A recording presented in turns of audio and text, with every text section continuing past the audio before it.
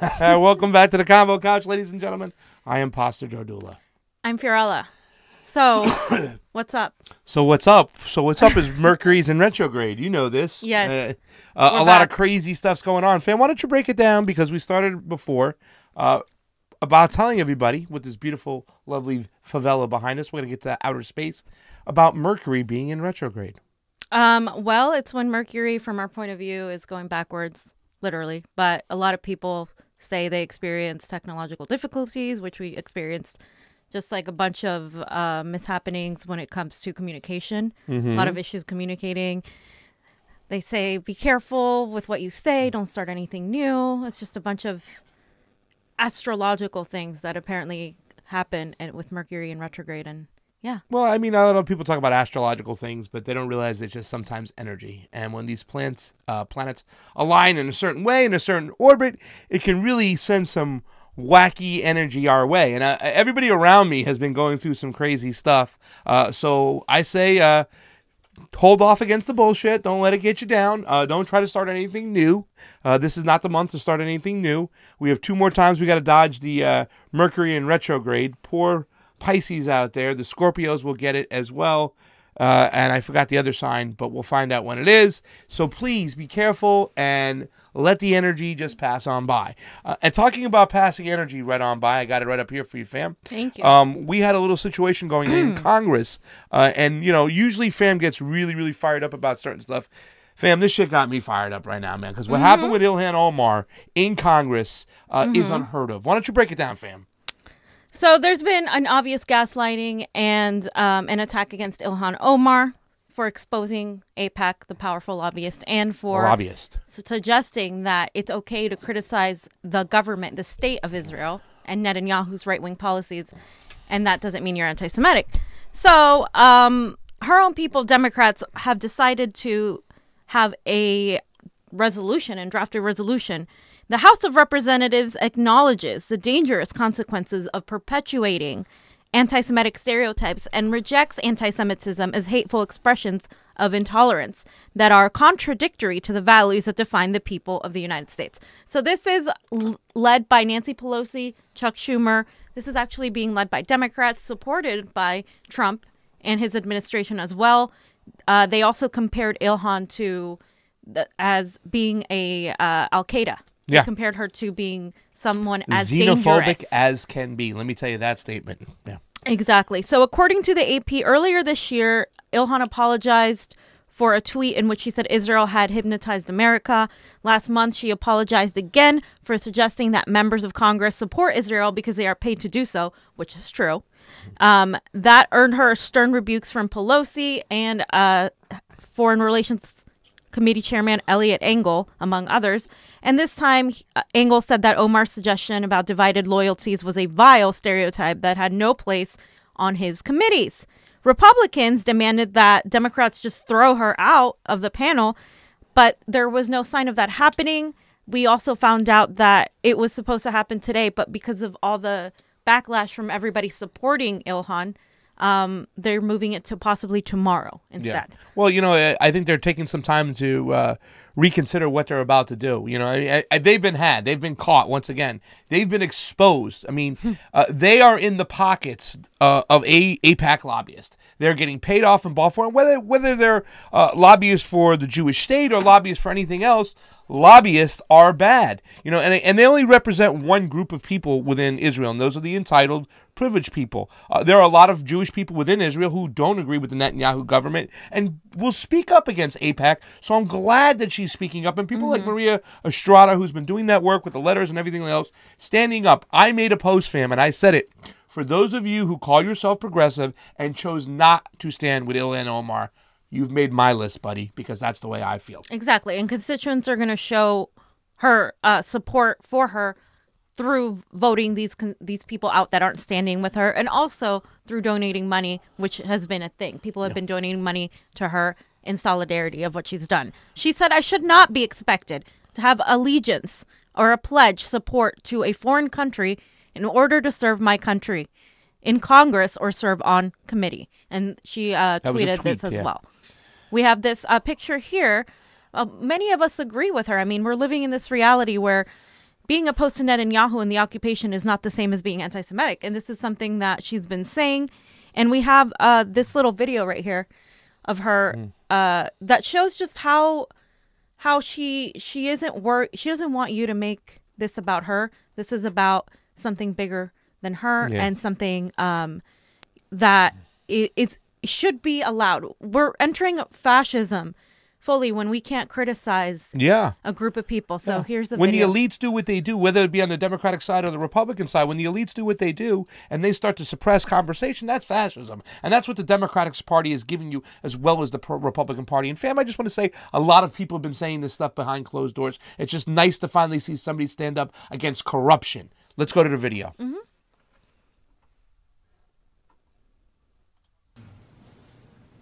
And so, I don't ever want you guys to worry about me. Can't help but truly. You know, Rashida sent me a text message. She said, I know you told me you survived the war and you're tough, but I really just want to come give you a hug. And I said, I don't need a hug, and I truly did survive the war. I'm fine. I am fine. I know what my mission is. I know what my purpose is. I know that as long as I breathe, that I will continue to make people uncomfortable in the best way possible. So you can send me your prayers and whatever support that you see fit. But I don't ever want you to lose sleep about an article you read about me.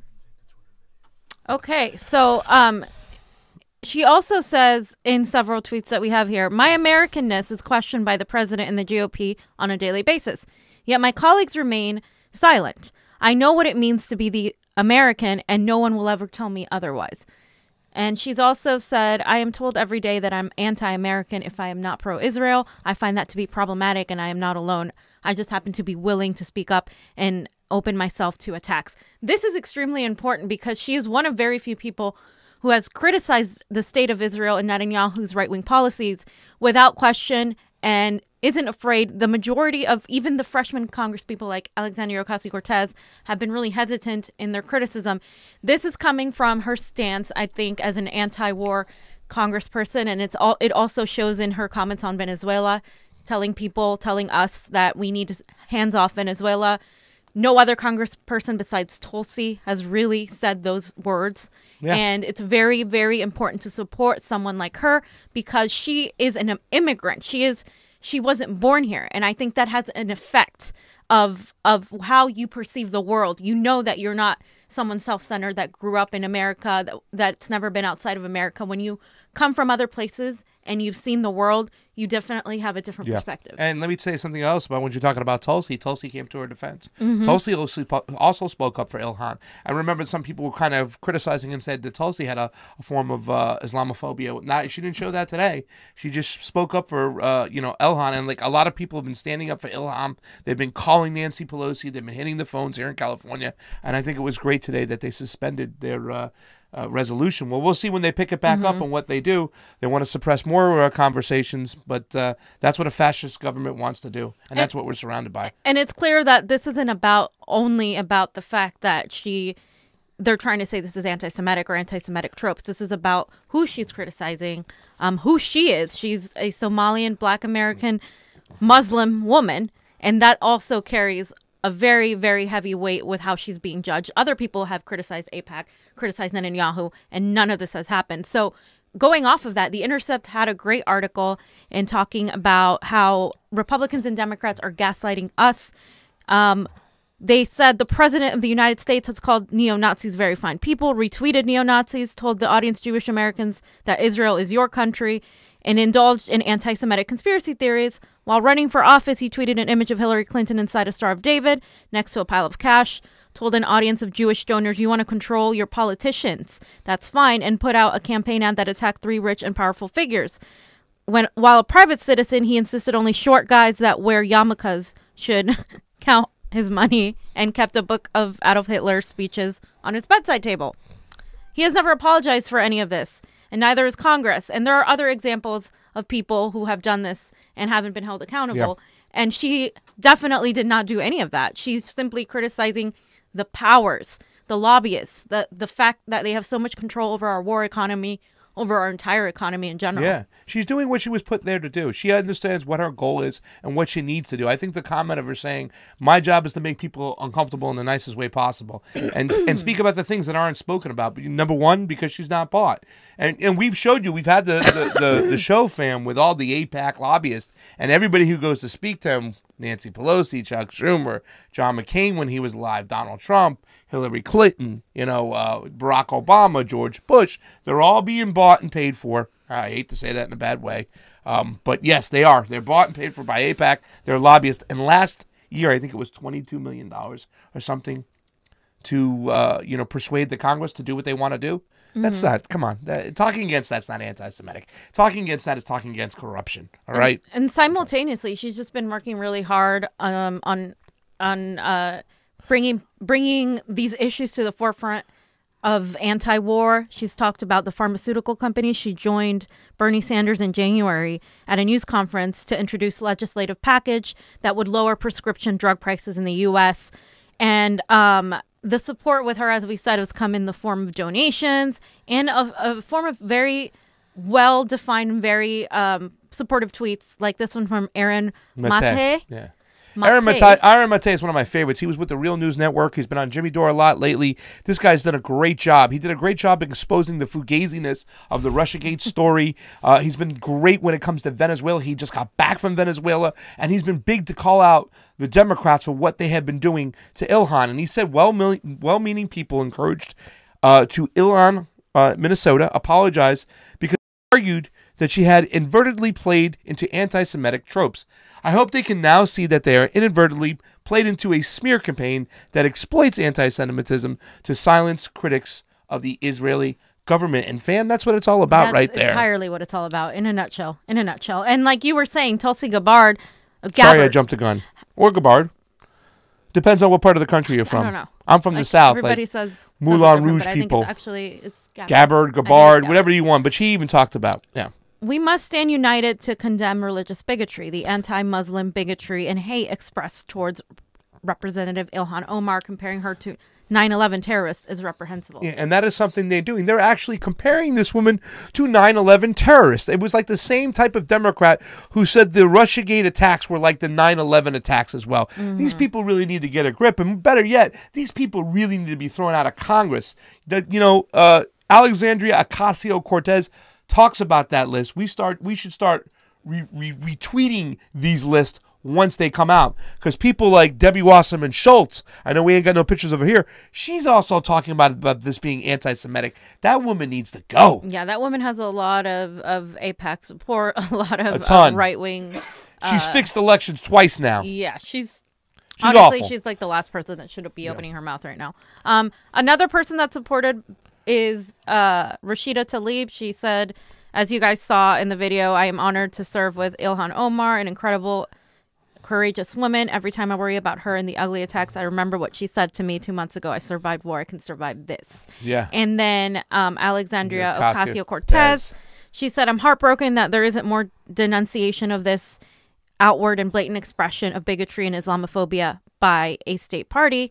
In my opinion, those who stood up against anti-Semitism a few weeks ago should also be calling out the Islamophobia here too. Yeah. It's hypocritical it is, because they know they can go after Ilhan because their donors don't care because she's a Muslim woman. I mean, it's disgusting. This is real xenophobia. This is Islamophobia over here. This is awful, and we need to really call this shit out. I'm standing with Ilhan. I love this woman, man. She's very brave. Keep fighting. Keep doing what you're doing. You know what I'm saying? We got your back, fam. The interesting thing is that this AIPAC activist told the New York Times that the lobby is coming after AOC, Rashida Tlaib, and Ilhan Omar. They said they're coming after them. And they also said they are three people who, in my opinion, will not be around in several years. Yeah. Wow. Well, that's what they try to do. They try to regurgitate this bullshit. Like right now, I had a Jewish friend of mine from Boca Raton says, well, AOC will be indicted before she finishes up. I'm like, where are you getting this information from? Because AIPAC lobbyist people are telling you this crap? Yeah. Listen, they might have a lot of money, but you ain't going to buy us here, pal. We're going to call you out. You've been exposed, AIPAC. Give it to me, Johnny. Johnny Pesto. AIPAC. You've been exposed. You got it. Sorry, fam. I didn't mean to do that. I got a little excited. It usually happens, fam. It's okay. I know, you're used to it. But it's just... With all due respect, that's a bunch of malarkey. It's a bunch of malarkey. There he is, baby. You got it. My favorite guy.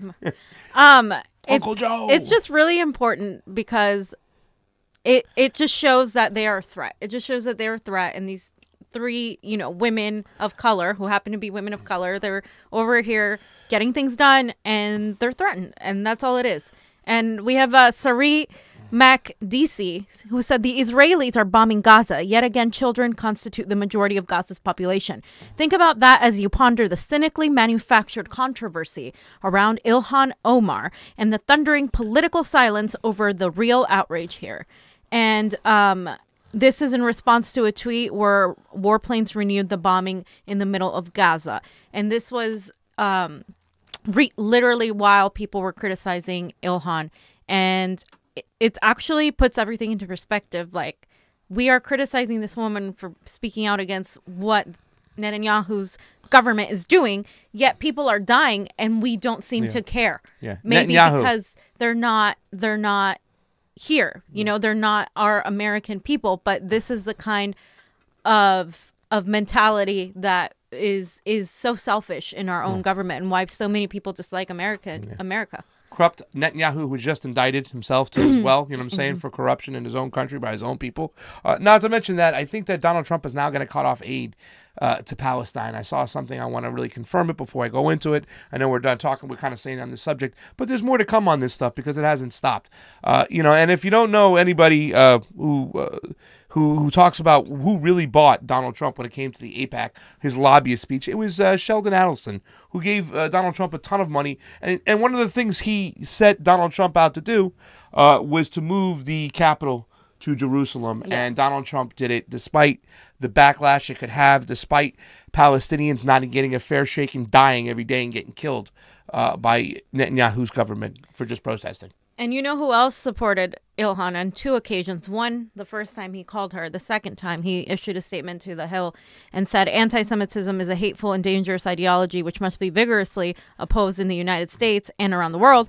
We must not, however, equate anti-Semitism with legitimate criticism of the right-wing Netanyahu government in Israel. And that was Bernie Sanders. Yeah, so for people who said out there that Bernie Sanders is a Jew hating himself, he doesn't love Jewish people himself.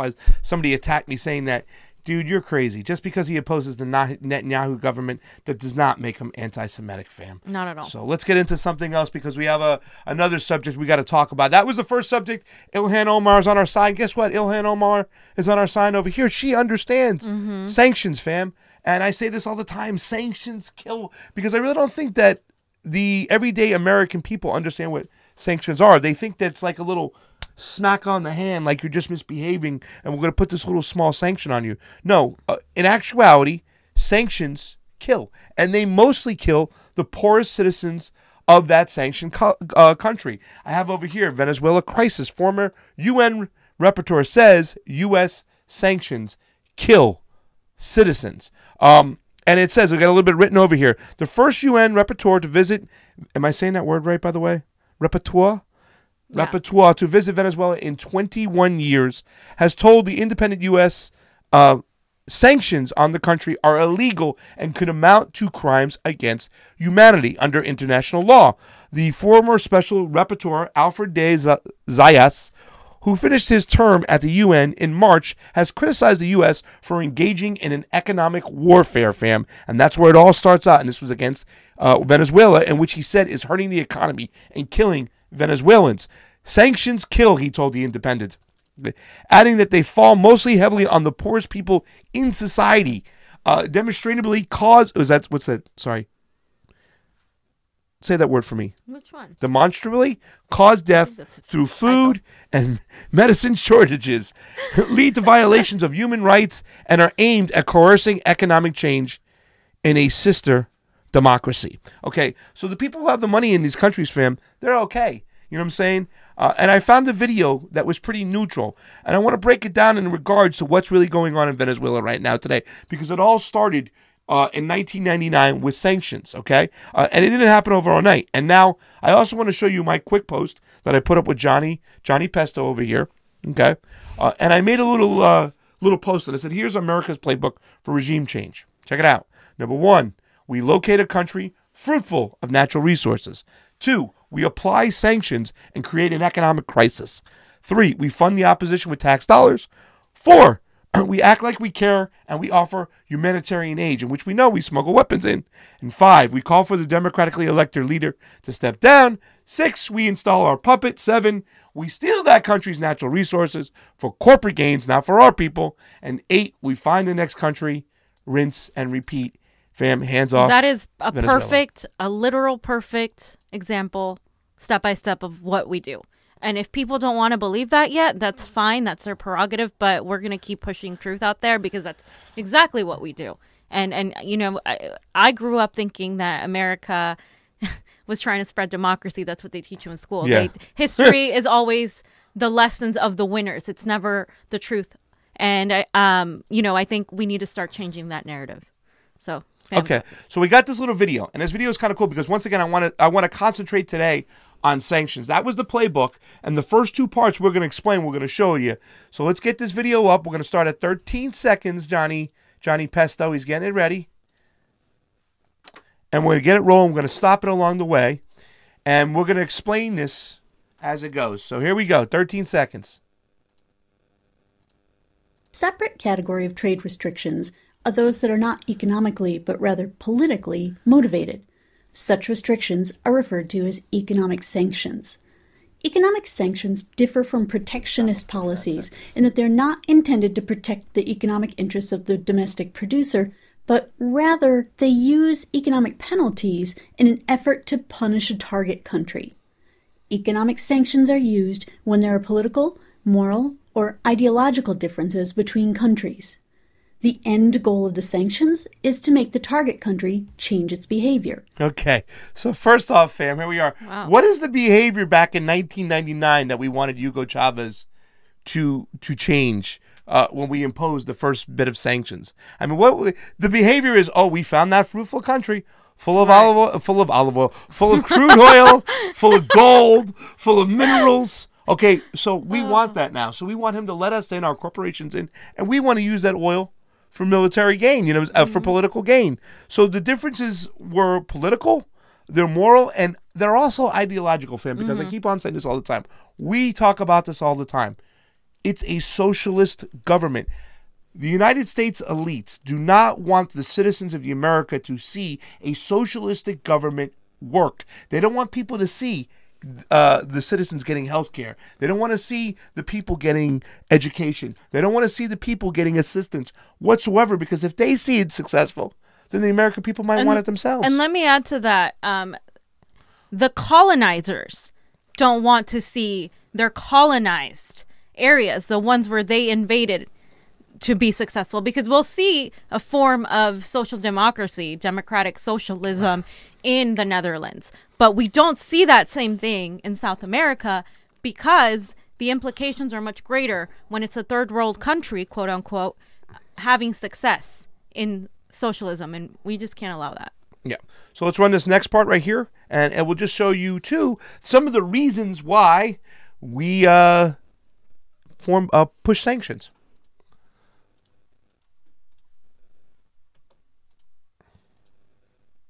This could be anything from releasing a political prisoner to halting human rights abuses to giving up nuclear weapons development or even changing an entire political regime. Right there, fam. So isn't it funny that it's the last one, to changing a political regime? I mean, the first one they're showing right now, they're trying to kind of paint sanctions as a positive thing. Like, if you remember Nelson Mandela, the international community imposed sanctions on South Africa to release Nelson Mandela, and eventually they caved into the sanctions, and Nelson Mandela ended up becoming the president after he was released in apartheid state. However, when you see this up over here, there are no human rights violations in Venezuela. There are no political prisoners. Venezuela doesn't have fucking nuclear weapons. But the fourth choice is they want a whole regime removed. And that's what they were doing. I mean, it was funny that we supported Juan Guaido and we want the other regime to go. Yeah, and Guaido is a right-wing guy. I mean, he's not... Why do you think Pence was in communication with him? As soon as Pence got off the phone with him, that's when he started going. That's when he started to get going. So if you guys don't see the connection in there it is. Democrats supporting our interventionism in Venezuela are actually working in collusion with the Republicans who are also doing the same thing. Debbie Wasserman Schultz, not mentioning any names. Let's go to the next one. Let's run this baby. Sanctions can take many forms, but typically they involve a boycott of the target country or an asset freeze. If your country refuses to do business directly with the target, then you're practicing a primary boycott. This could mean refusing to buy products from the target, like refusing to buy oil from Iraq, and or refusing to sell products to the target, like refusing to sell weapons to Afghanistan. Okay, so that's what we did next, fam, is we directly applied sanctions from our country to Venezuela. And you can see right here, the first set of sanctions mean that Venezuela could lose up to $1 billion in loans from the international financial institutions, such as the Inter-American Development Bank for $750 million for a hydroelectric plant, and projects aimed to clean drinking water and Amazon rainforest protection and the judicial reform. So that was the first time we started slapping sanctions, because there's two different types of sanctions. There's broad sanctions and there's narrow sanctions. So we started narrowly, and then we kept on applying more sanctions, applying more sanctions, applying more sanctions. We also refused to buy their oil at one point. Went to our buddies in Saudi Arabia, and they helped us out, which will lead us to the next part of the sanctions. Fam, you have anything to say about the first part? The third part, you mean? Well, the first part of the sanctions. Oh, okay. Yeah. No, go ahead, Fam. All right, so now we got us putting sanctions on there, but there's more to sanctions, because what we do is we get our friends involved, fam, and we really beat up on them. There are also secondary boycotts, where your country not only refuses to do business with the target, but also refuses to do business with any other country that continues to do business with the target. If you can cut off the country from its friends, the punishment from the sanctions is more likely to get the desired result. Okay, so that's exactly what we did now. Now we joined our friends into the boycott, our friendly governments, to really put a chokehold on Maduro. I have a little article up over here. I'll show you it real quick. But what happened recently was Maduro, he couldn't buy insulin because we had our banks boycott the use of his electrical funds. So he couldn't transfer the $7.5 million he needed to purchase that insulin from Canada for poor people in need. Once again. And then in 2017, there was a malaria outbreak in the Amazon region. Maduro tried to purchase the anti-malaria medication from the neighboring Colombia. But Colombia, being friend to the United States government, said no. So Maduro had to spend an enormous amount of money and wait an enormous amount of time to fly the medications in from India. So what we do is we kind of join in all our friends, and it's usually the same suspects, the usual suspects, fam. France, England, whatnot, because take a look at this right now. We're going to run this real quick, and I'm going to show you something else that we just did recently, which was the ultimate knife in the heart of Maduro and the poor people of Venezuela. Run it to 210. A sanction doesn't have to involve trades of goods and services. In fact, another type of sanction is to freeze the financial assets of the target. This can be very effective, particularly if the sanctioner is a country with a high degree of financial services, which attracts a lot of international assets. Economic sanctions have met with varying degrees of success over the years in terms of achieving the end goal of changing the target's behavior. Changing the target's behavior, fam. And look at this, fam. We talk about seizing assets. We call up our friends in England, the Bank of England, and just recently they blocked Maduro from taking $1.2 million to withdraw his gold. Okay, starving the people, cutting off money, cutting off aid, cutting off medication, cutting off food. That's what we do. We try to create this economic crisis within. So now the people fighting with each other, and then we keep come on in and we start applying the opposition with weapons, and that's where we are today, fam, in Venezuela. We're bullies. That's literally bullying and manipulating situations to where we become the saviors, where, oh, Venezuela needs our help. Venezuela only needs our help because we screwed them over in the first place. Yeah. We started this 20 years ago, 1999, with those first bit of sanctions. Bush and Chavez had their own personal battles. And let me tell you something, Madam Secretary Hillary Clinton, She followed along the same policies as the Bush administration, and that's why we are here today. They couldn't get money from banks for loans to drill their own oil. We used the Saudis to lower the price of their oil to screw them over. We did everything we could to, and once again, Hillary Clinton admits the role in Honduran coup, but we'll get to that in 1 second. Let's run this real quick because that's just one country. This is the last bit of this sanctions video I want to run real quick, just till 3:04, baby. Look at one of the United States' longest standing and most public examples, U.S. sanctions on Cuba. In the late 1950s, Fidel Castro rose to power in Cuba. The U.S. initially took action by refusing to sell arms to Cuba, then by refusing to sell any exports to Cuba, and then refusing to purchase any goods from Cuba. What was the end goal? Democratization, that is, overthrowing Cuba's communist government. How effective were the sanctions? Well, after 50 years, Fidel was still in power, and by the time he died in November 2016, he had groomed his brother Raul to take the helm. You'd think that if any country could scare a target straight by way of economic sanctions, it would be the world's largest economy, the United States. But after 50 years of sanctions, the stated goal had not been achieved.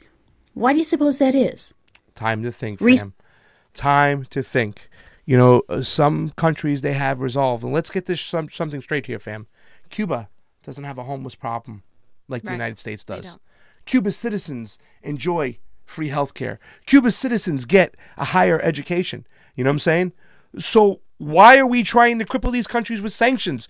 Our elites don't want you seeing socialism works. That is why the DOJ and the FBI helped jail Lula da Silva in Brazil. That is why we removed that coup in Honduras when Manuel Zelaya, Hillary Clinton did it. A socialistic government was removed because all we want to do is make sure that our elites, our corporations make money. You know what I'm saying? And these sanctions in Venezuela and the U.S. intentions are not what they seem to be. Okay, the U.S. is getting some criticisms saying that these sanctions really harm the Venezuelan people, and it's a human rights violation. It absolutely is. And Venezuela is literally one example. You've named several other countries, and we continue to do this, and we have other countries next on our radar as well. We do. We got Cuba on the radar. We got Haiti on the radar. I mean, we've been messing around with these countries for years. It's time we start speaking the lies that are going out there. And fam, that's just something I love doing about this show is because, you know, we might not be as popular as Jimmy Dore or somebody else yet, but we are part of the mice squeaking against that avalanche. And if you're out there, if you're a truth teller, squeak. Replay this video. Talk these truths. We need to keep saying this over and over and over again. We have to stop this naturalistic lie that we're out there spreading democracy. No, we want their natural resources. The corporate elites want that oil. They want that gold. Chavez didn't want to give it to them, and now Maduro's hanging on for life. And guess what?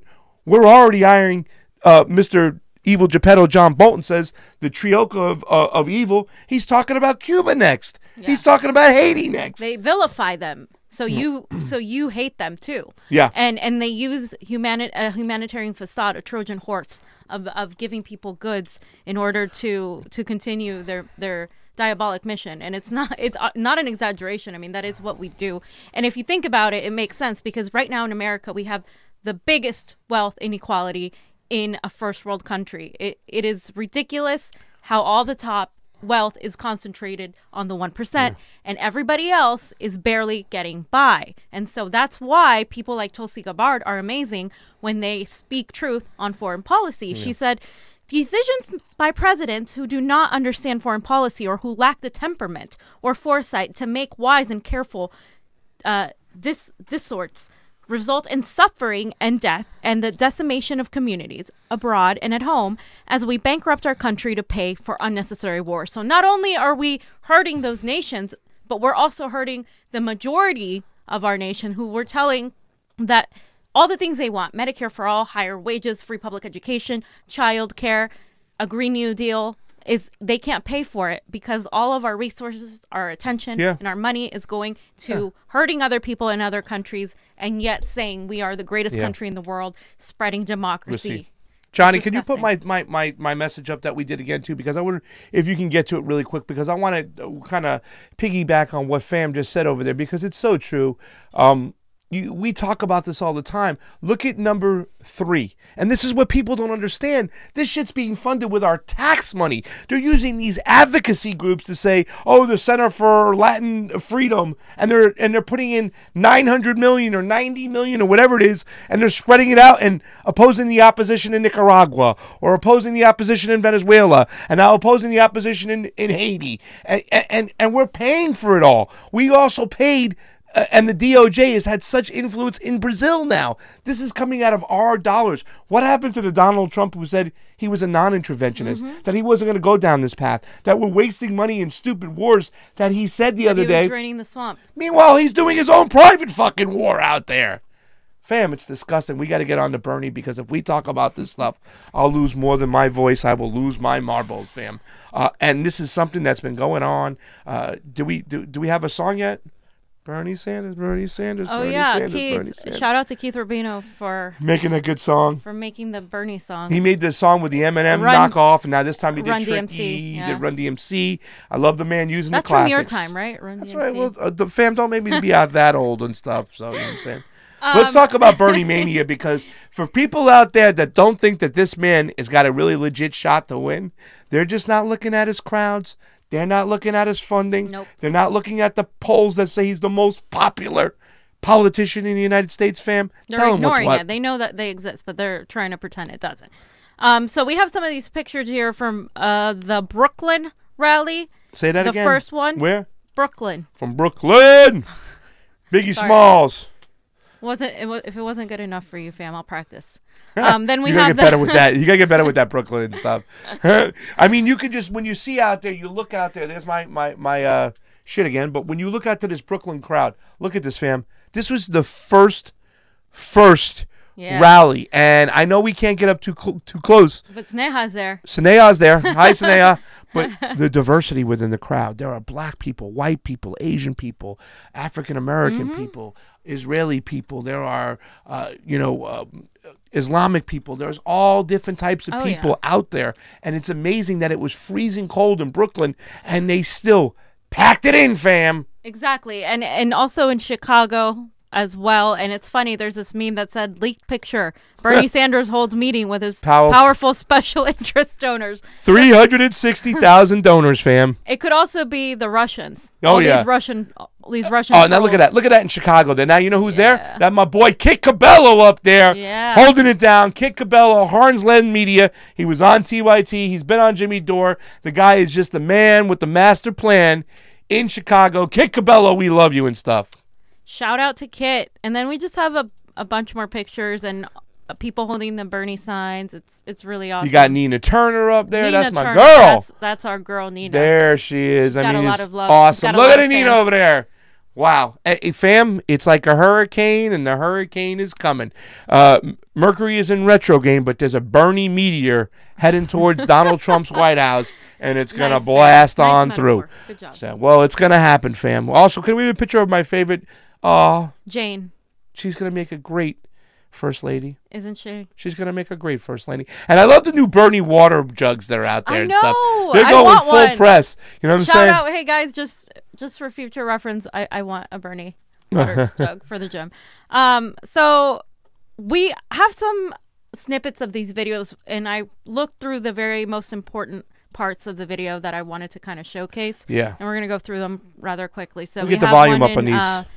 The New York one is the first at 15 minutes and 30 seconds. And make sure we get a nice big volume over there, Johnny Pesto.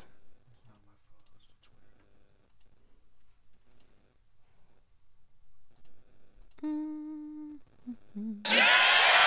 we go. No more profiteering from locking people up. Yep. No more war on drugs that has destroyed so many lives. No more keeping people in jail because they are too poor to afford cash bail. There we go.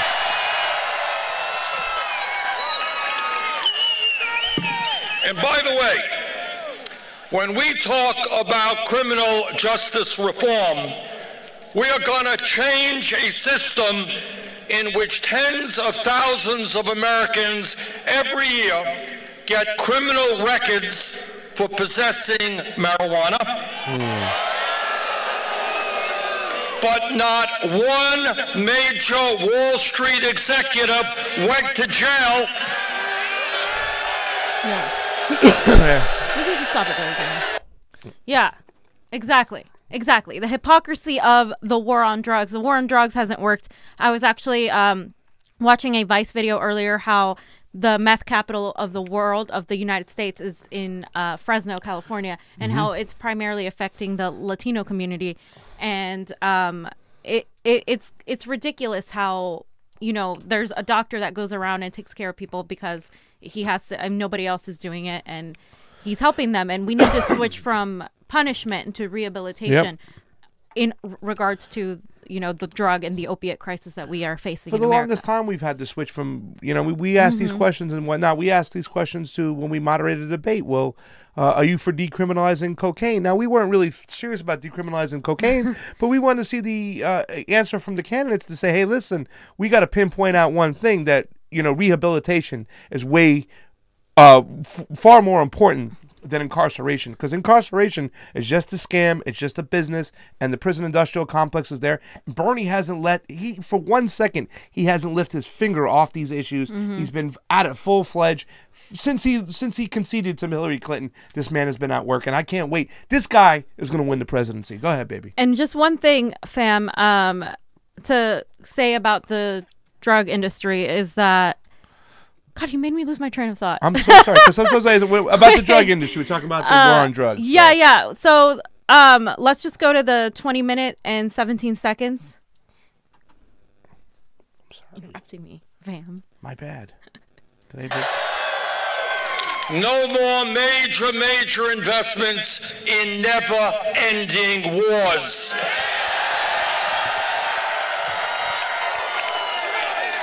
Brothers and sisters, we are going to win this election not because we have a super PAC funded by billionaires.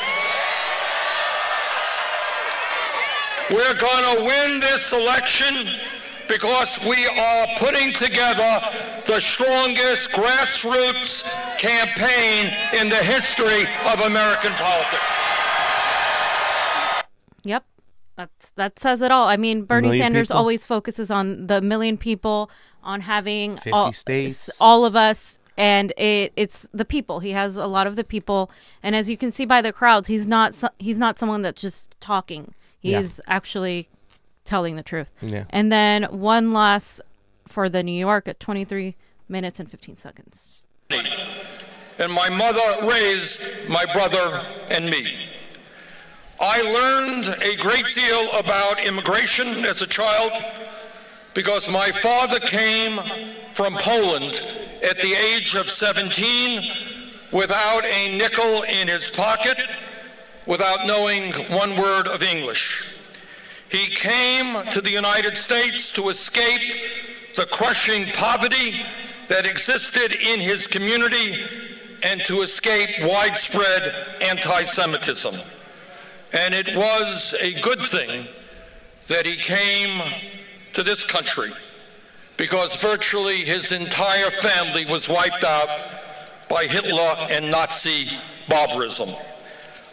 I am not going to tell you that I grew up in a home of desperate poverty. That would not be true. But what I will tell you is that coming from a lower middle-class family, I will never forget about how money, or really lack of money, was always a point of stress in our family. My mother's dream was that someday our family would move out of that rent-controlled apartment to a home of our own. That dream was never fulfilled. She died young while we still lived in that rent-controlled apartment.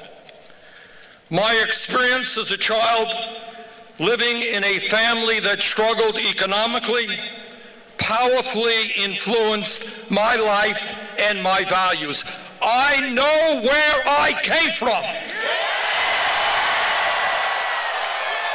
And that is something I will never forget. I mean, I can't even. I mean, that's just so powerful. Yeah. Yeah. It's intense, and he's speaking from the heart. And most politicians, you can just tell right away, like they're speaking, rehearsed PR.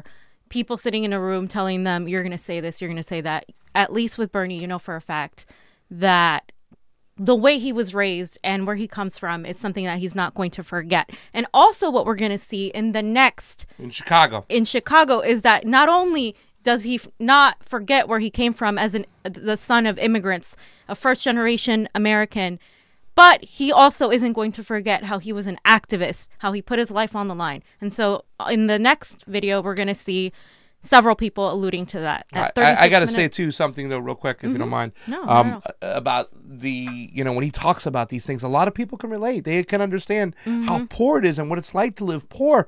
And the fact he talks about his mother dying before she even gets a chance, it really hits home with a lot of people in poverty, especially in New York and, in other states. But it's just like, you get this whole feeling of like, man, wow, am I going to be able to live long enough to get out of this crap that I'm already in? And Bernie says we're sitting there, we're fighting for you for it. I love it. And it also speaks to immigrants. It speaks to immigrants and people coming here and trying to fight for something. So we got some Roe going. What's Roe? Yeah, 36-37.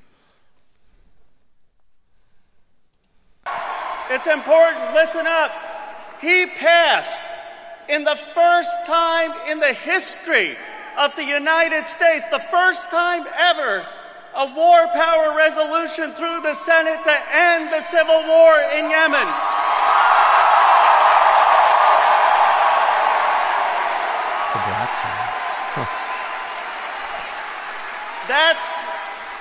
That's about saving lives. 14 million Yemenis who face possible famine. But let me tell you, it's more than that. Yemen is a precedent for a simple principle: no more unconstitutional wars. And this is something that's very important because Ro Khanna is one of the few congressmen, and he's here in California, that is very anti-war consistently and has no problem tweeting about it and speaking out against it. Yeah, and also, too, just recently it's come up, and I think AOC has talked about it, and what Ro is alluding to over here is the AUMF. We got to get rid of it. The authorized use of military force. It allows the president, the sitting president, to go to war for whatever reasons he wants without consulting or talking to Congress. He can just go and pick up and say, oh, I'm doing this to fight terrorists in Syria. Oh, I'm doing this to fight terrorists in Libya. Oh, I'm doing this to fight terrorists or bad situations in Venezuela. They don't need the permission of the Congress, and that is what they're alluding to here. We need to strike down the AUMF. Barbara Lee was the only one not to sign it right after 9/11, and a lot of people have been talking up against it, and so is Alexandria Ocasio-Cortez. And what do you think Ilhan Omar's opinion is about the AUMF? Oh, yeah. I mean, she's definitely an anti-war congressman. It's enough. That's exactly why she's being, again, smeared. Just now, I'm going to show you a clip of my girlfriend speaking at the Bernie rally. They gave her a little time. Our girl, Nina. Here you go. 41. Love you, Nina. Puerto Rico.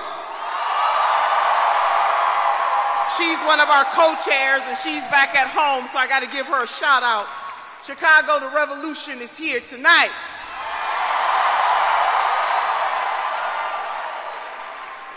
And we are here because you are here. We are here because the needs are here. And we are here because the opportunities are here. You know, Sister Destiny did that thing. I was back there and I told her, well, she took all my notes. And I got to shout out Tommy's Reunion Choir. Didn't they do that? They did that. As my two co-chairs, Brother Ben and Congressman Rowe, laid out why it is so important that at this momentous moment in our history, that we aim for not only half measure, but we aim for transcendence. The Reverend Dr. Martin Luther King Jr. shot town. And he came here in the 60s. And you see, this history is important. You know, there's a lot of folks out there talking about, why are you talking about his history? Why do you talk about history? I talk about history because Brother James Baldwin put it this way. He said, know from whence you came. If you know from whence you came, there is virtually nowhere that you cannot go. Our history matters. How we got here matters. Yeah, exactly. And she's, Nina says it hard. She's a great orator, by the way. She's amazing. And she alludes to the fact that Bernie Sanders also talked about that, you know, your history, where you come from, all of that matters. And the history of the majority of his supporters are the struggling working and middle class. So that's why they're, you know, speaking to them directly. I love it when she got down and she got yelling at people on a CNN panel about a month ago. I don't know who you think you can be just sitting there acting so cavalier when it comes to racism. I ain't going to respond when she's acting cavalier, was the words Nina Turner used. And you know we want our whole damn dollar. Next video. Sorry. 48-34. 48-34.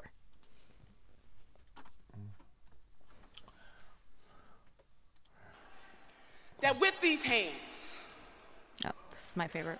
Can you raise your hands wherever you are in this space right now? With these hands, we will transform this country with these hands. Amen. Yeah, girl. We will have Medicare for all with these hands. Get it on there, Tsunami. Get it, Pesto. We will have college for all with these hands. We will secure for ourselves and future generations a better life with these hands. That's right. We will have criminal justice reform with these hands. We will strike down the vestiges of racism and discrimination and homophobia and xenophobia with these hands. Wow. Yeah. Fam. Was there more? No, it's okay. We can go on to the next one. The last one is Bernie's, I believe, at 56. 15? I mean, wow, that was so awesome. That's the first time me hearing this, but I really hope that Nina is our vice president. I think she would be amazing. And I think it would that Tulsi be Secretary of State and Nina vice president. My only worries is that after the 8 years, when it's time to run for president, maybe Tulsi would run against Nina, but who cares? Oh God, that What's would worry be about like right our now? worst case scenario. Are you serious? I know. It's like I don't want my two favorite politicians fighting with each other. You know what I'm saying? Yeah. But anyways, let's get to Bernard in Chicago. Heartlands Media. We love him. And let me thank my fellow political revolutionary, Senator Nina Turner.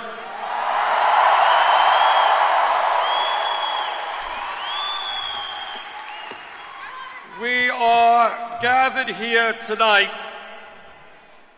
to complete the political revolution we started 3 years ago.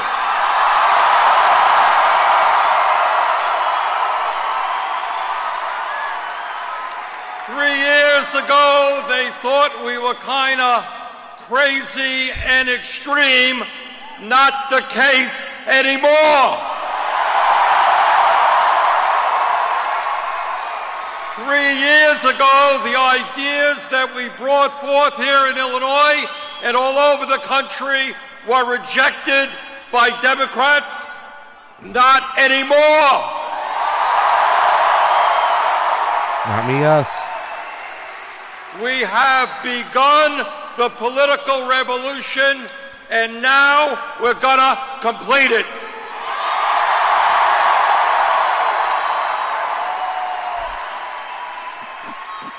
I want to thank all of you for being part of a campaign which will be unprecedented in modern American history.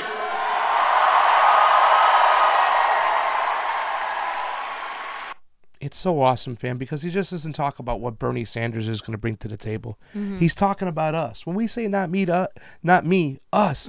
He's talking. It's like, we're going to do this. This is going to be the biggest grassroots campaign that the likes of nobody's ever seen, and he's putting some accountability on us as young citizens to get out there and bring it home. It's just more than Bernie Sanders. Yes, he's the vessel driving the boat, but it's about us, fam. Oh, and just one last part at 1:29:40. An hour and 29 minutes and 40 seconds. Our campaign is not only... Not working?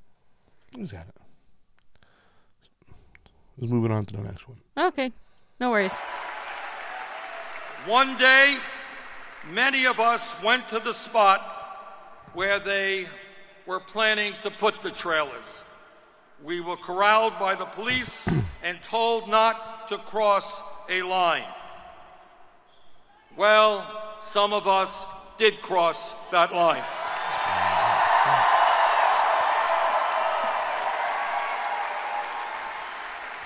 And, of course, we were arrested. And we spent that night in jail until we were bailed out in the morning by the NAACP. Now, the reason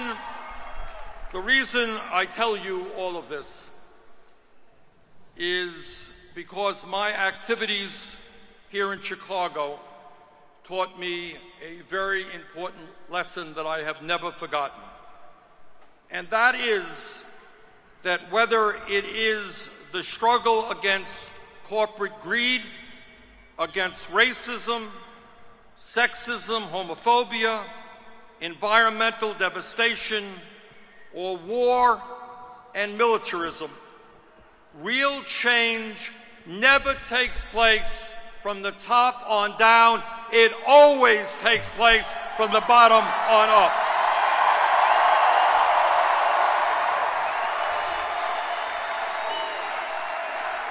Bernard Sanders, ladies and gentlemen, 2020. And then thereafter, you'd hear people say they were shouting Bernie, Bernie, Bernie, and he's like, no, not me, us. And then they started shouting, not me, us, not me, us. So there we go. Yeah. Have we made progress in civil rights? It's very telling that this isn't about him being president. This is about us getting what we need to be productive members of society, and that's the one reason I really like Bernie and I really support him, is because he doesn't do it for the fame, he doesn't do it for the power, and that is something that is very, very, very rare, if not nearly absent in politics. Well, I don't think it's ever been done, to really be honest with you, too, as well. And it's you just talk about it. He said before that he would run if he thought he was the best. He had the best chance to beat Donald Trump. And if somebody came along that had a good chance to beat Donald Trump, that he liked his ideology, he probably wouldn't run. I mean, I think he does love Tulsi Gabbard. I think he likes a lot of things about Elizabeth Warren. However, I don't feel that he thinks that they could really... Well, that they could win. They could win. Yeah. So henceforth, he has to step back in and do what's necessary for the people. It's not about him, it's about us. Exactly. He has some challenges, fam, doesn't he? Yeah, so just real quick to wrap up the show.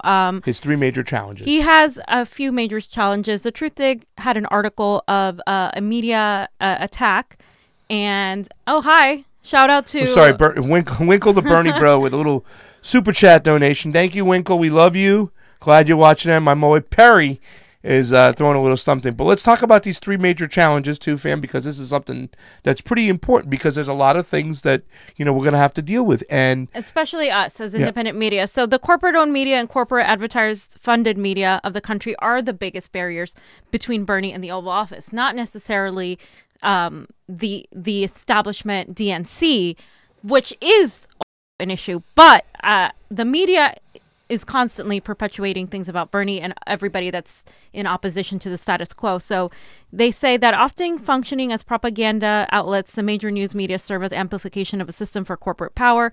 that has long shielded the Democratic Party from combined threats of social movements and progressive populist candidates. If you guys recall, in early March 2016, FAIR analyst Adam Johnson documented that the WAPO ran 16 negative stories about Bernie in 16 hours. 16 from the Washington Post. A window that includes the crucial Democratic debate in Flint, Michigan, and the next morning spin. Days ago, when Bernie launched his campaign with a big rally in Brooklyn, MSNBC coverage was so slanted that Glenn Greenwald came out and said MSNBC yet again broadcast blatant lies, which they did, and this time about Bernie Sanders, and they also refused to correct them. He focused on the inaccurate anti-Sanders commentary, and this is coming from, of course, a former Hillary Clinton aide that followed the senator's speech. She was saying that there was no, they were attacking him as, again, like a sexist or, racist guy. Yeah. And it's worth noting that also the Post is owned by the world's richest person, Jeff Bezos, and MSNBC is owned by Comcast. So it just tells you who they're going to prefer, who they're going to speak to. The second thing... Well, wait, let me talk about the first one, too, because we want to talk about the contracts and stuff like that. Also, Jeff Bezos and the Washington Post, WAPO, has a multi-million-dollar contract with the CIA. Because let's be honest here right now, we don't want these... all the puppets are the Democrats, the DNC that are in, but the mainstream media, all the corporate media, they have so much to lose if Bernie Sanders wins. They want to keep Bernie Sanders from getting in there. So not only you talk about a CAI contract with the WAPO, Jeff Bezos and stuff like that, but, MSNBC, like you said, is backed by Comcast. So they're going to push the narrative, and they have way more influence, I think, than actually the puppets and the politicians. So I think when you say that's his biggest challenge, by far, the mainstream media is his biggest challenge. You heard me go off the other day about Bakari Sellers. They're repeating the same rhetoric, the same narrative, and they're going to do the same shit. So prepare to see empty podiums this election cycle. Go ahead, fam. And then we're also Number 2, dealing with reparations questions. That's, I think, his second challenge, just because of the perception, the climate that we're in. It's a catch-22 when you talk about reparations. Nobody has defined it. It needs to be defined, and I think he can just communicate his stance better. But I also like that he's asking questions because nobody has defined it. And these people like Warren and Kamala are saying that they support reparations blatantly because they don't know what they're saying. It's very general. They're just using it for political leverage. They're not really supporting reparations. Kamala said it herself verbatim that she's not supporting things that help African Americans over any other race. So that's his other challenge. That's a big challenge too. That is a big challenge because also there's also been reparations for survivors of the Holocaust. There's been and Bernie stood behind them. There's been reparations for other groups. So it's kind of once again, it's a loose term. They just throw it out there loosely without even giving it some solid definition behind what they're actually. And he says, "What do you actually mean? Tell me what you mean by reparations, and I'll tell you if I stand for them." Writing a check? No, it's not going to help because it's not going to help the situation. Going into the communities and really making some systemic change to change racial justice, to help racial justice, yes, that's a different thing.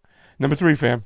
The last challenge that I think is one of the biggest is preventing voter fraud and the issues with once we get to that primary and people are voting, whether their affiliation has changed or whether they're not registered, all of that to me, that is extremely crucial because we can have all these crowds and all these people, but the moment we get in there and all these people are not allowed to vote, that's when we're going to see a problem, and we're going to see we need to be able to tackle that before this time around instead of the day of or a few days before. We have to have groups out there ready to get out there with cameras and pictures and show up at different polling spots. People working the polling spots. We're talking about California is ready and ripe to cheat for Kamala Harris. Absolutely. We talked about the primary last time. There's no way. There's at least 1 million ballots in my personal count, at least 1 million provisional ballots that went in the trash. And that's what they're going to try to do. They're going to try to get most of these people a provisional ballot. And they're going to try to thwart their vote and push Kamala ahead. That's my personal opinion when it comes to California.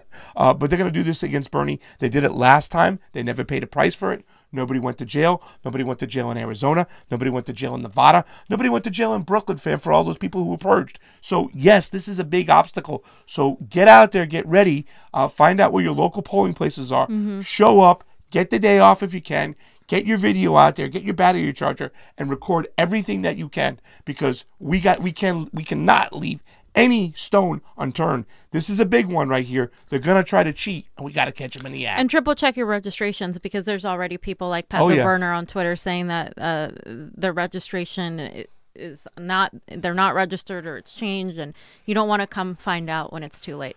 And so the last thing that we have is breaking news today. The new poll shows Bernie Sanders beating Kamala Harris 2-1 among Black Democratic primary voters. Only Biden, who hasn't yet announced, is higher, and that's likely to change. How the hell is that even possible? But these are all Bernie bros. Oh, and also, yeah, how is it possible that Biden's so high? Like, I talked to different people, and I mean, only older centrist, more liberal, like candidates like Biden. Like, nobody really like hates him, but nobody really like is excited about him. The author of Crime Bill is not going to get the black vote. I'm so sorry. I don't even believe Kamala Harris is going to get it. So no, I Kamala's mean, second. Yeah, I think at the end of the day, just like Bernie did, he slayed it when it came to 40 and under. Every single group out there under 40, he owned it. Well, those people have been around now for 3 more years, and we got new voters on here, and the burn is coming, fam. And I just want to point out that obviously the narrative of the Bernie bros is dead. It's entirely dead. So I don't want to hear it from the progressives and the Hillary Clinton. No, you're not. No, fam's telling me I'm not a Bernie bro anymore. I'm a Bernie bro, though. Well, we got anything else for you, fam? No, that's it. Thank you guys for watching. And please subscribe and like our page on Facebook and YouTube. Also, shout out to the MCSC Network. Like and subscribe there, too. We do great stuff. I did a video with Nico House on AOC's, her chief of staff was tied into some money. Bakari, the whole situation you saw out there. Chakra. Bacarari or you Bakari. I'm like, who's Bakari? Bacarati and stuff like that. Bernie the Winkle, the Bernie bro, left another super chat, and he talked about his mom works the polls. She had never seen so many provisional battles as she did in 2016. And I said this: we have to be organized and vigilant. AF. I want to send some shout outs to a couple of people out there: Mega Arbach, Haley Mew, T.I., Nunnels, Mega Abort. I believe Edward Klein was hanging around before. He's there. Marcus Holbert, Ralph McLaren, President Goyam, we love you. Chad Odison, Marcus Holbert, I think I said your name 5 times. And over on the Facebook, that was the YouTubes, Jonathan Mayorka, our man. We love the job you're doing. Diana Ibanez, right? I said it right? Ibanez, Jane Simmons, Kevin Toohey, we love you. Rigo Vasquez, Michelle Eileen. She says, Echo. She says, hurry up, Fiorella. You need to go dancing. Okay, Melissa I'm coming. Michelson. I'm coming, Michelle. Brooke Werner, Lauren Arfman, Ron Placone. No, Ron, I'm not. Pasta for Pasadena Council 2020. I'm calling my Uber right now, Michelle. We love you. We love you all. Thank you for watching. Get on over to our YouTube, the Convo Couch YouTube. We can really use your help. Like, subscribe. We have a Twitter, we have a Facebook, and we have an Instagram. I am Pasta Jardula. And I'm Fiorella. Thanks for watching, guys. Bye. Convo out. Happy birthday to Fee! Belated, but thank you. 31. You're a liar. 30, my bad.